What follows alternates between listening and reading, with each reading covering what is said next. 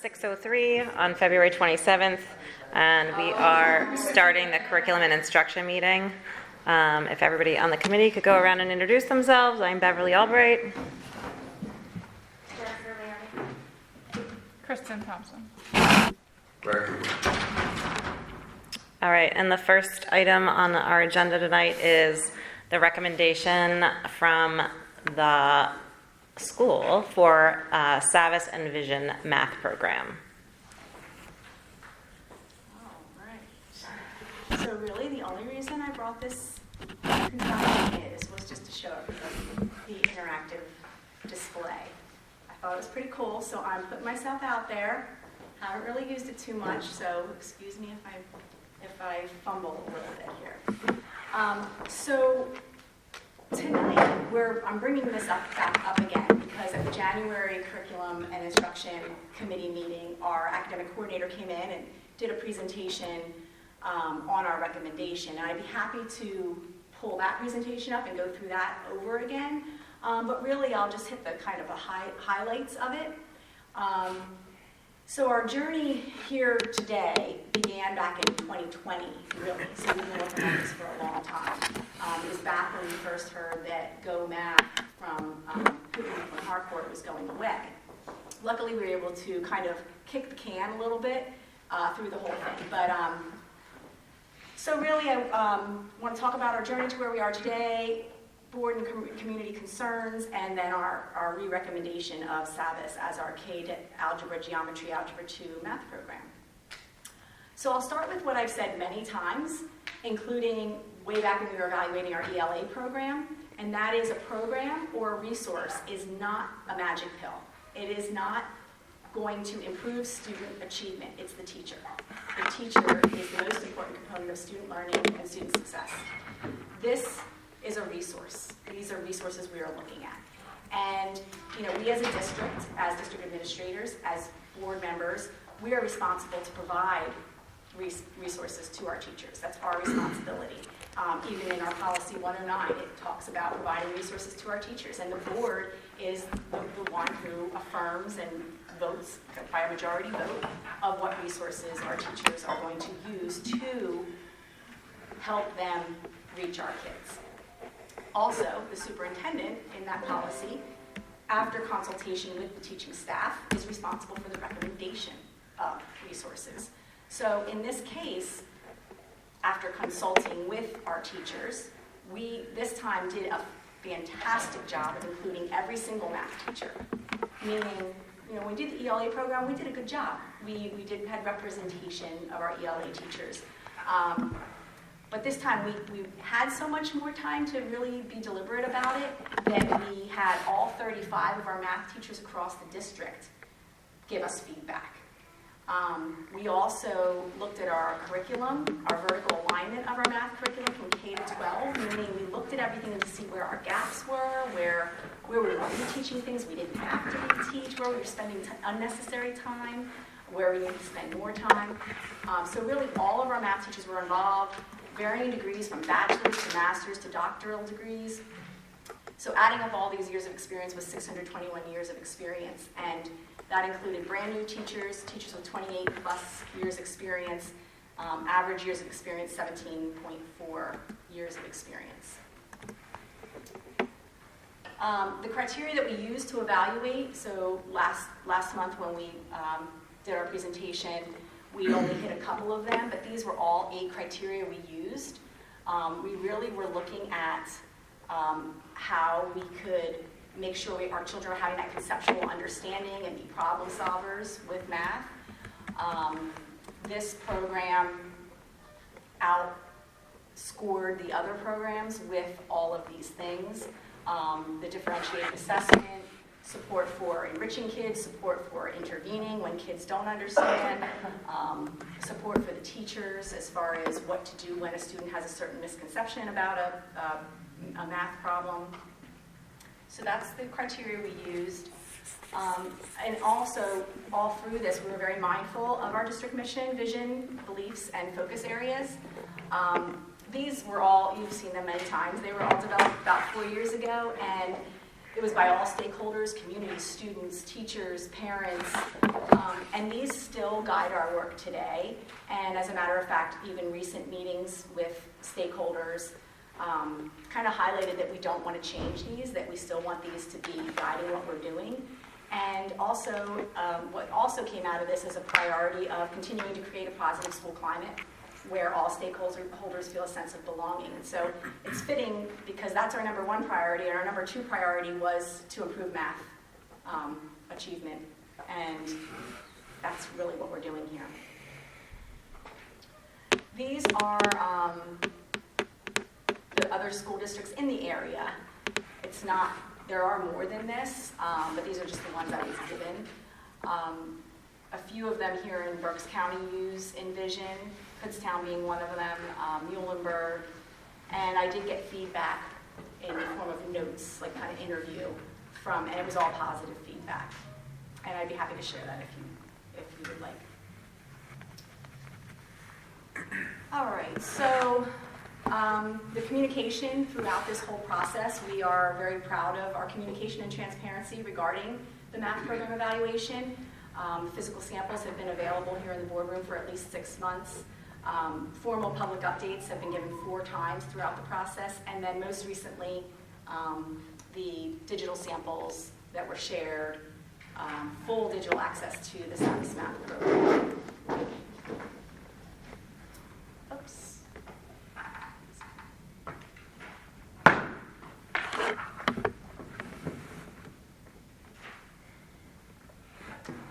And so finally, the program that we are recommending that we move forward with is SAVIS Envision Math. And once again, it aligns with not only our standards and what we need our children to know and be able to do, but it provides a conceptual understanding of math. We've gotten a lot of input and feedback from the teachers, and finally the fiscally responsible. When we shared it last time, we talked about how they started at a certain amount, and we really came way under what we had originally budgeted for, so we're pretty excited about that as well. So that's our final recommendation. And that's the end.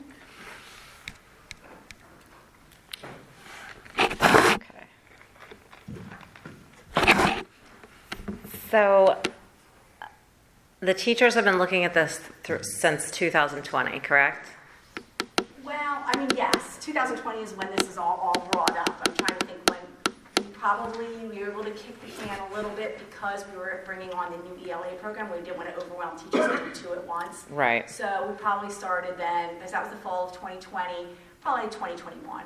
Okay, so 2021 was before they fixed the issues that were there.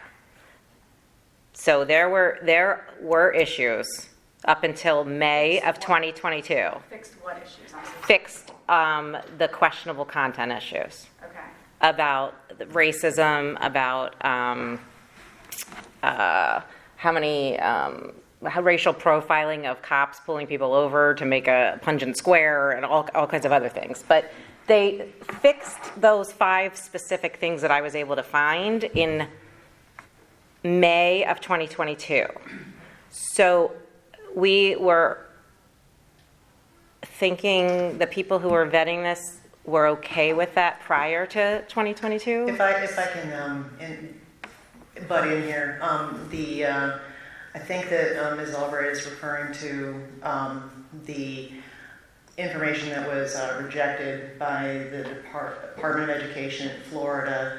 From what I was able to discover, the specific issues that she's talking about with racial profiling of Cincinnati cops, and those issues were presented in a textbook that SAVIS published. It was in a statistics textbook for high school, and it was in a pre-calculus textbook for high school. And I would have been which is not what Right, we're there were reviewing others here. though. There were others. I would have been happy to get an answer to this had anybody brought it up to me even earlier today. I had a lot of contact with SAVIS. I would have been happy to bring that to you tonight, but I didn't know that those were the, those were the couple questions. And as far as the teachers being okay with it, I don't know, because I don't know who went through page by page by page. And Right. like I also was explaining in the back there, when we get these programs in, when we get these resources, it is, and you can ask any well, not any, but I know K through 5 teacher, the book is a resource. You are not to go through it page by page by page. Part of our work with our curriculum is we get the standards and what we have to teach children, what they have to go away. Okay, my 3rd graders have to go away with me knowing this. And we use the book as a resource. Is it our only resource? Is it the only resource teachers have to use? No. Do they have to use every single page? No.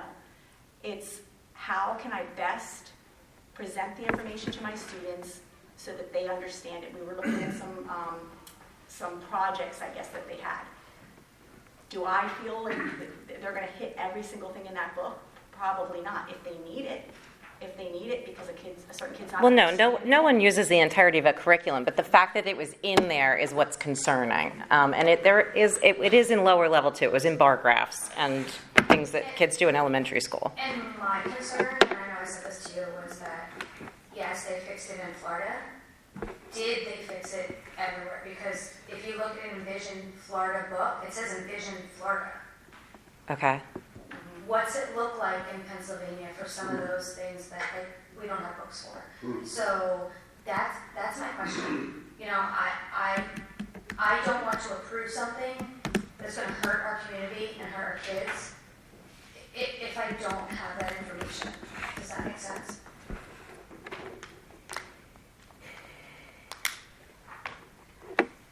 The only thing I can tell you in regards to the Florida thing, because I don't follow the Florida legislation, but I know a little bit about it.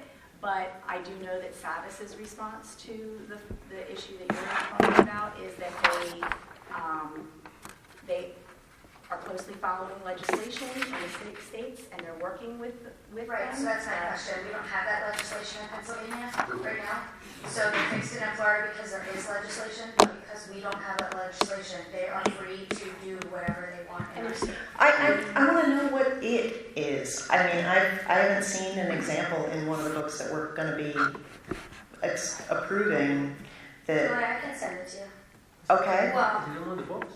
did you have one of the smaller or the younger books? Are they the pictures from the books themselves that you No. digital? Nope. They're from online. We don't Nope. have some of That's these what I mean. books. Are they from the online thing that I sent you, or are they from a web search, like a They're Google search? they're from like New York Times. Okay. Thanks, everybody. Is there any examples in the books? I'm not part of the meeting. That's what I said. I didn't see them in those, and then that's fine. But my concern overall is why, if they did remove it and those are the new versions, why was it there to start with? Like, Yeah, I don't have an answer on it. right? I mean, There's a lot of things. And, Yeah. and I know from some of my research that not just math, there were other programs that had that stuff in it. So if they're okay putting it in one, at one point do we approve it for the next how many years and then it gets put in? I don't know. I mean, in other, like, if we approve this, is it always going to be the same book? Or are we going to get updated versions? I think the letter, again, this is just my opinion, I think the letter from the vice president of the company clearly stating, when you put stuff in writing, it changes it. For me, it does at least. And it says, please note the entire Envision Math K through 12 line was approved by the Florida Department of Education. I have to stop there for a minute and I think, Florida Department of Education, they're way going to look at this stuff a lot harder than me. I'm a vice president of a technology company. I don't do education. So I go to people that do, and we talk. So I think that carries a lot of weight for me, that piece of it. And the state's recommendation listing math curricula. Additionally, one of our Envision Math products are based on framework critical. None of our Envision Math products are based on the framework of critical race theory, nor do they reference it or include any specific lessons on it. Now, this is dated February 27th, 2023. That's a pretty bold statement for me, and I think if you make that in writing, I know when we do things in writing, either it's been email or it's a letter, I'm liable now. I'm the vice president of the company. I'm liable to make sure that that's not in there, or there's going to be recourse that we could take if that were the case. And again, my concern was, you know, what's the math look like? Did they pick it for the math, or did we comb it that closely? And and I get it. I mean, I probably wouldn't have been combing if I was looking for the math for all that, but if I saw it, then it would, you know, jump out of the page. And so, for me, I was always saying, can I see it now in the books today? And, you know, and with a statement like that, where we've got in writing the guy saying it's not going to have critical race theory in there, and we can't find it in the books today, and the math's good, because that's what they looked at, right? The math's good, that part of it. I'm on, you know, that there's something to be said about that. That's all I'm saying. I'm not disagreeing with anybody in the room. Just, you know, there's something to be said about that. And I think too, if we comb through every single math resource that's out there, there's always going to be something. That's what I believe. But again, we were so excited about the content and the way, all the resources that they had to reach kids no matter where they were, and differentiate the instruction, and just the whole package, you know. And we could what if anything. Well, what if they changed the book? And what if they did this? I mean, that's for every book out there. There's a what if for everything. There really could be. And those books, we don't have it in writing that they're not going to do. So there's just some challenges there for that. There has to be some thought put around it for sure. And they definitely, Savvis seems to be a company that, I mean, in my experience with them, is they do take the feedback seriously, and they, obviously that letter was written because I reached out to them. That's why they wrote that letter, and told them of all of our concerns. So they wrote that letter in response to our concerns. There was one other thing, and Valerie, thank you for that. I appreciate you sending it to me. We've been looking at, and Jimmy, you sent some stuff about it. And so I went off into a deep dive. And I took her son's school, a Christian school, Jennifer School, and their math course has, when you go to their website, diversity, equity, and inclusion. I personally don't have any problem with those three words. I have a problem when they're defined by critical race theory people, not by, I don't have a problem with diversity. I don't have a problem with equity. It depends on the definition, my definition of equity and inclusion. And it is a buzzword in the education industry today. I can't go to Walmart anymore. It's on there. You said that over. I can't go to Target anymore because they got diversity, equity, inclusion. And so almost every place that's providing educational information has that posted, but it's not in the word. Just like with us as a school, we talk about it all the time. We're not forced to teach diversity, equity, and inclusion, and certainly we're not forced to teach critical race theory, but I'm all about equity. I'm all about having people have an equitable opportunity, not an equitable outcome. So there's a difference, and so one word can make a difference so dynamically. Diversity is not a bad thing. I like diversity. I want us to be diverse. And inclusion, who doesn't want to be included? That's a horrible thing when you don't include a child in anything. So those three words don't bother me, depending on how they're going to be utilized. And if this company, who's, again, Florida, pretty daggone big state, all over the news for banging out critical race theory, if it's in there, it's not coming in that state. That Board of Education stamped it and said it's okay. That's a big deal for me. So it's just And that's my question, is our math book the same as the math books that we were can ask the approved there? question, obviously, but we can demand it. It's that simple. I mean, if that was the case, we need the same books that are in Florida. How many We curriculums? can't have that because they're not approved by Department of Ed for Pennsylvania. We can ask the question if they're Yeah. different. They do have a specific one for that. They have a specific one for Florida, for Texas, and I for don't want California. critical race theory in our books anywhere, in any way, shape, or form. So if anybody's misunderstanding what I'm saying, it's not about that. I mean, the recommendation is the Savvis math for Pennsylvania. That's the recommendation. And there were 6 that the teachers were presented with. In the beginning, and then we weeded them down depending on, if we could access it through our iPads or, So, I mean, and how many math curriculums are out there? yeah. And the other thing is these companies have multiple math programs. So HMH, Newton Mifflin Harcourt, has like 6. It's ridiculous. And Savvis has a couple others They too. do. But, so it's these big companies. They have them all. Yeah. And again, if you really you're really looking to have a conceptual understanding of math, that's what we're looking at. We're looking at a resource that helps our teachers teach so that all students can access the information. And I think also delivery of a curriculum with fidelity too. And, you know, the process of having 35 professionals vet the programs out and having a vested interest and ownership in what they vetted, to go back through and turn around and say, we're not going to do the program you recommended, we're going to do this one instead.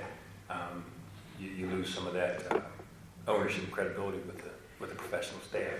And their likelihood of delivering it with fidelity, where, you know, our math program obviously is one that is in of need of adjusting as per, you know, our scores, I indicated get scores. that, but like my job here as a board member was I was elected by the community, for the community, so when my community brings me concerns about things, I will absolutely sit here and fight for them tooth and nail, because that's what they want their children either learning or not learning. So I understand, I respect teachers. Look, I work at a school. However, parents are very important to me, and my job here is to be their voice. Is there a curriculum that you know of that does not have I anything? know that there was one that was recommended by parents. What was that? But we're basing that on the fact that they have diversity, equity, and inclusion at one page on their website, not what's inside the book. And as far as the books are concerned, did they go through 8 through 12? Because all the examples that I was provided were all Well, our 8 high through school, 12 our high school and up. teachers weren't And I'm involved. sure there's some in the lower ones, but I don't know. I didn't see any, and I'm still looking for one. I still need to see one in the book. You can accuse somebody of doing anything, but I just need to see it in one of the books. Just so I'm not, something. let me go back here for a minute, because we've had many conversations about this. I'm not accusing anyone of anything. Yeah, no, I'm saying, if it's there, I wanted to see it in the book, and it was not okay. Obviously, other people felt it wasn't okay too, because they suddenly took it out of the book. Right. I don't disagree. So I'm not saying it's anywhere, I'm saying we're gonna be really careful. I agree wholeheartedly. I'm not suggesting that we're not careful. And the other math item was illustrated math that somebody in the community, one people in the community had recommended. And I can also tell you that my son's math, he brings home papers every day, and there's I'm just nothing saying, in there I'm just that saying it's the same company. remotely. But it's the same company that what if they could put it in there one day and you're not looking at it as math. And days, again, what you know? teachers have to decide, once we get our program, so we're in the process of vertically aligning our curriculum. So the next step in that is we look at our curriculum, we look at our assessments, what do we need students to know and be able to do? Then we start to backfill what resources are we going to use to get them there. And that's where these resources come in. So it could be that, okay, my kids need to count 0 to 20, I'm just making this up, by March. How am I going to assess them? How am I going to get them there? I'm going to use Chapter 1, Lesson 3. I don't need Chapter 1, Lesson 1. I don't really need Lesson 2. I just need 3. As professionals, as math teachers, they're going to decide that. So could be that one word problem that's a sticking point may not even be, I don't know because I haven't seen the problem, but it could be a moot point. But we're teaching, we just really want to improve our math instruction, our math achievement, and our growth in math. That's our goal.